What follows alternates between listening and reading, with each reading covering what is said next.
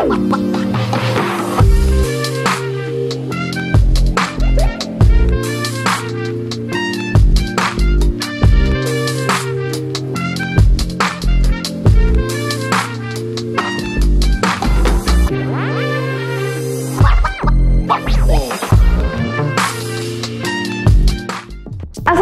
warahmatullahi wabarakatuh, sahabat masa kini, apa kabar kalian semua?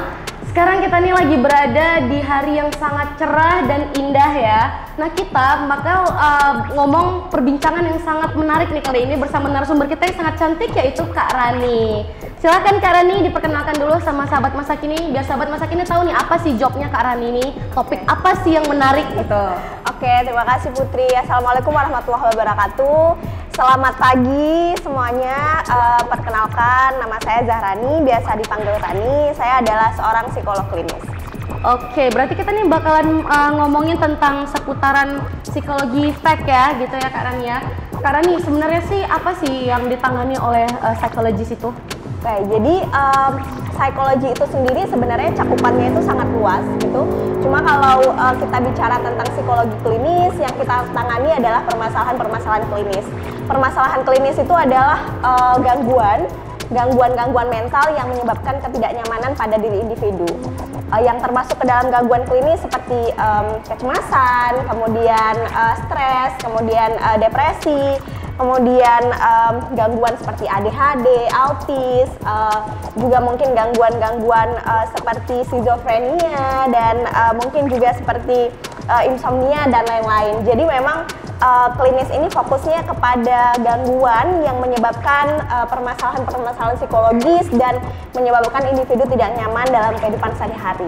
Gitu. Tapi kan banyak nih ya Kak Rani ya, orang-orang di luar sana tuh masih menganggap sepele tentang hal-hal yang Kak Rani sebut, misalnya kayak anxiety gitu kan, terus kayak insomnia gitu. Orang merasa kayak biasa tuh nggak bisa tidur, atau biasa tuh merasa cemas gitu. Padahal itu adalah salah satu hal yang sebenarnya harus concern gitu ya. Itu gimana sih Kak Rani untuk menyadarkan masyarakat mengenai hal tersebut Kak Rani? Oke. Jadi sebenarnya memang mungkin yang paling kita perlukan di sini adalah awareness ya, atau kesadaran terhadap diri kita sendiri gitu. Karena yang namanya masalah psikologi sebenarnya memang setiap orang punya gitu. Artinya setiap orang mungkin bisa mengalami stres, setiap orang mungkin bisa mengalami cemas gitu. Cuma kemudian yang perlu kita perhatikan adalah tingkat stres dan tingkat cemasnya itu setinggi apa gitu. Jadi kalau misalnya dalam tingkatan yang masih wajar, misalnya dalam kehidupan sehari-hari kita pasti stres gitu ya. Mungkin Putri sendiri juga pernah stres gitu. Nah itu mungkin sesuatu yang masih wajar ketika kita memang masih bisa mengendalikan gitu. Tapi yang tidak wajar atau yang disebut dengan gangguan itu adalah ketika stres atau kecemasan itu membuat kita disfungsi dalam kehidupan sehari-hari gitu, baik dalam pekerjaan, pendidikan maupun kehidupan sosial. Disfungsi ini maksudnya ketika kita tidak bisa lagi melakukan aktivitas kita sehari-hari gitu. Misalnya karena kita terlalu cemas, kita nggak bisa masuk kantor gitu, atau kita nggak bisa kuliah gitu, atau mungkin kita menghindari untuk ketemu orang-orang, dan itu udah termasuk ke dalam gangguan gitu. Makanya kemudian penting adalah bagaimana kita bisa aware gitu terhadap diri kita sendiri. Ketika kita cemas, apakah cemas ini memang masih bisa kita kendalikan atau tidak gitu. Dan ketika kita merasa bahwa sepertinya ini sudah melewati batas yang bisa kita kendalikan dan sepertinya ini sudah mengganggu kehidupan kita sehari-hari, ya sebaiknya dicoba untuk konsultasikan ke profesional. Betul. Nah ini yang kenapa tadi di awal tuh Putri bilang ini adalah topik yang sangat menarik ya, karena di luar sana nih termasuk karena pandemi ini ya, banyak banget orang yang merasa stres di dunia pekerjaan, di dunia sekolah, di dunia perkuliahan ya Kak, tekanan oleh dosen mungkin atau bos, atau ada juga yang kehilangan pekerjaannya kan. Jadi banyak banget masyarakat di luar sana juga yang berakhir mengakhiri hidup mereka gitu kan. Jadi tindakan apa sih Kak yang bisa kita lakukan itu untuk mengatasi hal tersebut gitu? Misalnya kan nih masyarakat perlu banget nih diedukasi masalah psikologi ini kan, karena mereka sendiri mungkin nggak sadar gitu kan, mereka yang kayak termenung apa segala macam, mereka nggak merasa itu adalah masalah psikologi gitu. Nah, jadi kalau misalkan kita udah mengedukasi para masyarakat, mungkin mereka bisa lebih aware lagi gitu. Kira-kira hal apa sih Kak yang dapat dilakukan gitu ketika masyarakat mengalami hal tersebut gitu Kak? Oke. Mungkin untuk mengedukasi masyarakat bisa memulai dari diri kita sendiri gitu ya. Artinya kan permasalahan psikologi ini mungkin memang belum begitu banyak diketahui oleh masyarakat secara luas gitu.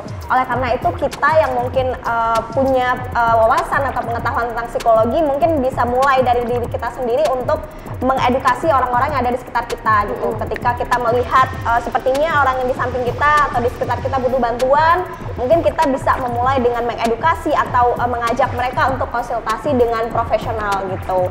Dan selain itu mungkin edukasi secara luas juga sebenarnya sekarang sudah cukup banyak gitu ya. Kalau kita lihat kan sekarang banyak banget nih webinar psikologi, kemudian ada juga media sosial yang kemudian memberikan edukasi melalui konten-konten psikologi. Itu juga mungkin salah satu upaya untuk bisa mengedukasi masyarakat gitu. Jadi kalau saya bilang sih untuk mengedukasi masyarakat dan menumbuhkan kesadaran, sebenarnya kita bisa mulai dari kita sendiri dan orang-orang yang di sekitar kita gitu.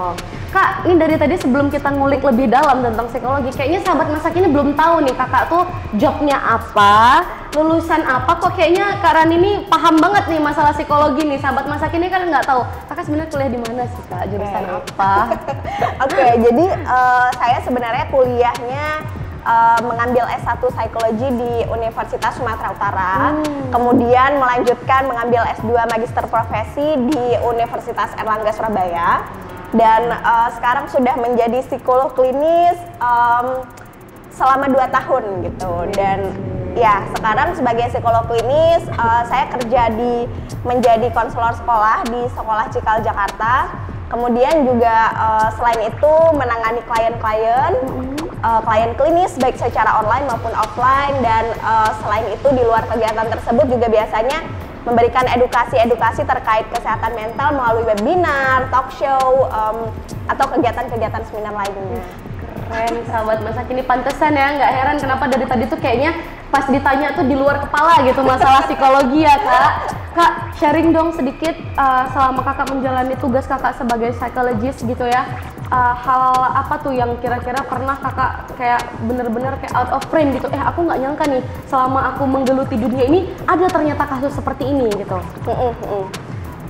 Sebenarnya ada sangat banyak kasus yang menarik gitu ya, mulai dari masalah yang mungkin terkait percintaan, kemudian terkait keluarga, kemudian juga terkait demotivasi belajar gitu. Artinya sangat banyak sekali kasus yang ketika kita tangani kita jadi bisa belajar lebih banyak gitu.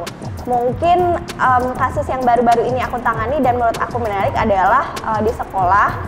Jadi di sekolah kan aku pegang sekolah dasar ya kebetulan. Jadi aku menangani anak-anak sekolah dasar yang mengalami masalah psikologis.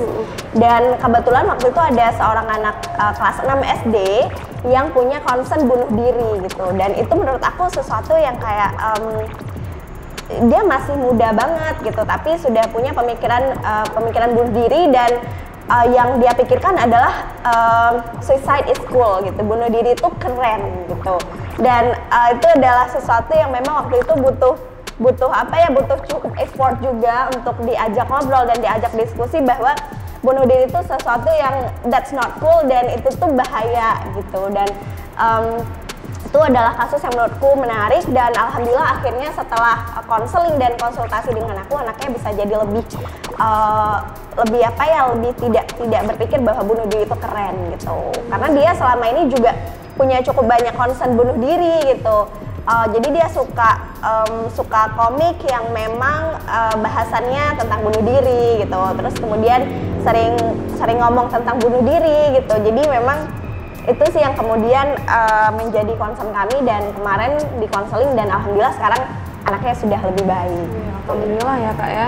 Nah Kak, kalau misalkan mereka yang memiliki masalah dengan psikologi itu, kenapa biasanya banyak sekali orang yang berakhir menyakiti diri mereka sendiri dan juga berakhir bunuh diri gitu? Itu kenapa sih Kak? Oke, jadi kenapa sih kalau orang-orang mengalami masalah psikologi kadang-kadang ada yang berakhir untuk menyakiti diri sendiri? Karena biasanya kita kita punya karena biasanya mereka punya pikiran-pikiran yang negatif gitu ya, punya pemikiran-pemikiran distorsi kognitif yang mungkin selalu mengganggu mereka gitu. Dan ketika mereka tidak bisa mengontrol pikirannya, atau ketika mereka tidak bisa melerai pikirannya, atau ketika mereka tidak tahu mau ngobrol ke siapa gitu misalnya, atau tidak tahu apa yang harus dilakukan, maka pada akhirnya yang dilakukan adalah larinya adalah ke menyakiti diri sendiri. Sebenarnya ini adalah bentuk pengalihan, bentuk pengalihan. Ketika pikiran kita sakit atau ketika psikologis kita sakit tuh sakit sekali yang kita nggak tahu obatnya apa gitu. Jadi ketika kita menyakiti diri sendiri, rasa sakitnya beralih gitu. Rasa sakitnya beralih ke misalnya ini kita sayat diri sendiri gitu kan. Dari yang awalnya rasa sakitnya ada di pikiran kita, rasa sakitnya jadi beralih ke sayatan ini. Dan ketika rasa sakitnya beralih ke sayatan ini, itu jadi lebih mudah untuk kita untuk kita atasi. Karena kalau kita tersayat, ya berarti kasih betadin atau kasih apa gitu. Jadi itu yang kemudian sebenarnya membuat orang yang punya pemikiran-pemikiran negatif ini bunuh diri karena bentuk pengalihan gitu, dan sakit fisik lebih mudah diobati daripada sakit psikologis. Makanya akhirnya mungkin bunuh diri atau menyakiti diri sendiri gitu. Terus kalau misalkan ini penting ya buat sahabat masa kini juga di luar sana, kita tuh gimana sih Kak cara tahu orang-orang di sekitar kita tuh memiliki depresi ataupun sakit kelainan mental gitu? Oke. Kalau sebenarnya kan kalau gangguan psikologis atau masalah psikologis ini sesuatu yang mungkin tidak bisa dilihat secara kasat mata gitu ya. Kalau orang sakit fisik mungkin sakit jantung atau apa kita bisa langsung lihat gitu. Sedangkan penyakit psikologis ini memang nggak bisa kita lihat dengan kasat mata. Tapi mungkin kita bisa lihat pada perubahan pola perilaku mereka gitu. Contoh misalnya selama ini anaknya ceria banget gitu, kalau apa-apa suka ngobrol gitu, suka ngajak main atau ya ceria gitu. Ketika kita lihat ada perubahan perilaku misalnya kok dia jadi murem gitu ya, kok dia jadi sering mengunci diri di kamar gitu, kok dia jadi pendiam nggak kayak biasanya. Nah itu mungkin bisa jadi salah satu tanda-tanda ketika ada perubahan pada perilaku gitu. Dan ketika kita menemui hal tersebut, kita bisa mungkin bisa ditanyakan dulu, kamu kenapa, are you okay gitu, kamu baik-baik aja nggak gitu. Kalau misalnya kamu punya sesuatu, aku di sini, kamu boleh cerita ke aku, mungkin gitu. Mungkin mereka butuh didengarkan gitu kan. Jadi itu sih mungkin tanda-tanda kalau orang mengalami masalah psikologis. Iya, karena benar di luar sana tuh banyak banget orang yang depresi tapi tidak terlihat depresi, Kak. Jadi misalnya mereka tuh hang out sama teman-teman, ya mereka ketawa-tawa kayak biasa gitu kan, kayak mereka tuh happy gitu.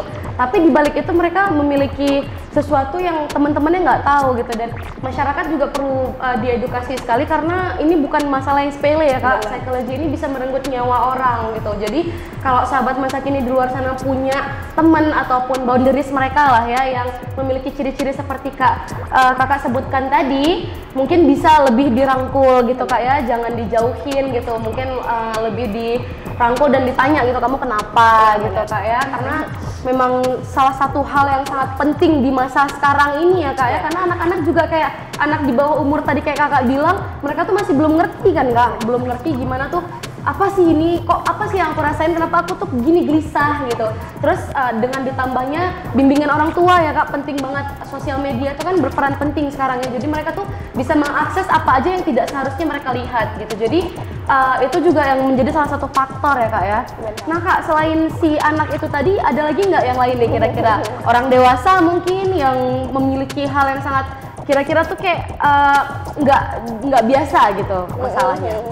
Kalau orang dewasa sih biasanya permasalahannya lebih kepada seputar percintaan dan keluarga. Waduh, bucin ya. Iya, kalau orang dewasa tuh biasanya lebih ke percintaan sih biasanya, percintaan atau keluarga gitu. Ya waktu itu aku pernah dapat kasus yang sebenarnya kasusnya nggak terlalu berat banget, tapi menurut aku kasusnya menarik gitu karena klien aku waktu itu datang ke aku, ini kalau nggak salah sih laki-laki usia sekitar 25 tahunan. Klien aku datang ke aku, terus dia nanya, Kak, aku mau nikah, tapi aku nggak tahu nih calon aku cocok untuk aku atau enggak gitu. Jadi ya kemudian kita konsultasi, mungkin nih lebih ke sebenarnya konsultasi pranikah gitu kan. Jadi dia bicara tentang calonnya yang kemudian sepertinya tidak match dengan kepribadiannya dia, tapi dia juga nggak bisa meninggalkan itu gitu.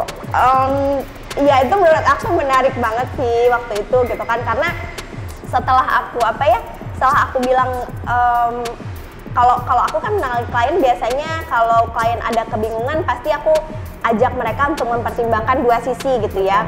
Kalau sisi ini konsekuensinya apa, kalau sisi ini konsekuensinya apa gitu. Jadi waktu itu setelah kita konsultasi, menurut aku ajaibnya adalah dia malah memilih sisi mungkin sisi negatifnya ya. Artinya yaudahlah Kak, aku nggak jadi nikah aja gitu.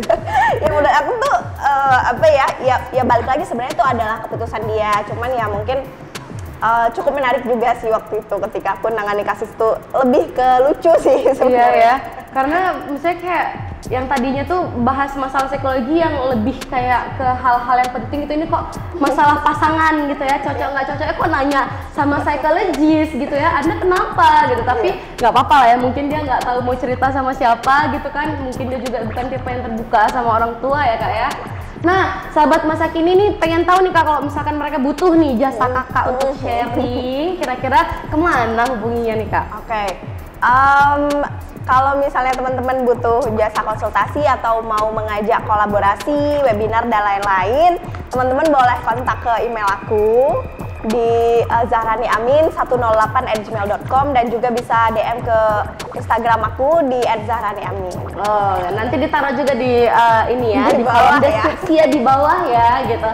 Nanti buat sahabat masa kini yang kira-kira kalian tuh pengen curhat tapi nggak tahu sama siapa ya Kak ya, jangan malu, karena ini bukan sesuatu yang memalukan gitu, bukan suatu hal yang memalukan gitu. Ketika kalian memiliki masalah tapi kalian nggak tahu mau sharing ke siapa, mau cerita ke siapa, sebelum itu menjadi penyakit ya Kak ya di dalam badan, mending carilah ahlinya gitu. Mungkin dengan kalian menemukan ahlinya, kalian bisa menuntaskan masalah dalam hidup kalian gitu ya. Kak, kita nih udah berbincang-bincang lebih dalam gitu ya. Kasih sedikit motivasi dong Kak sebelum kita closing untuk para milenial atau sahabat-sahabat masa kini di luar sana yang mungkin mereka memiliki masalah mental tersebut tapi mereka nggak tahu nih mau lari kemana gitu.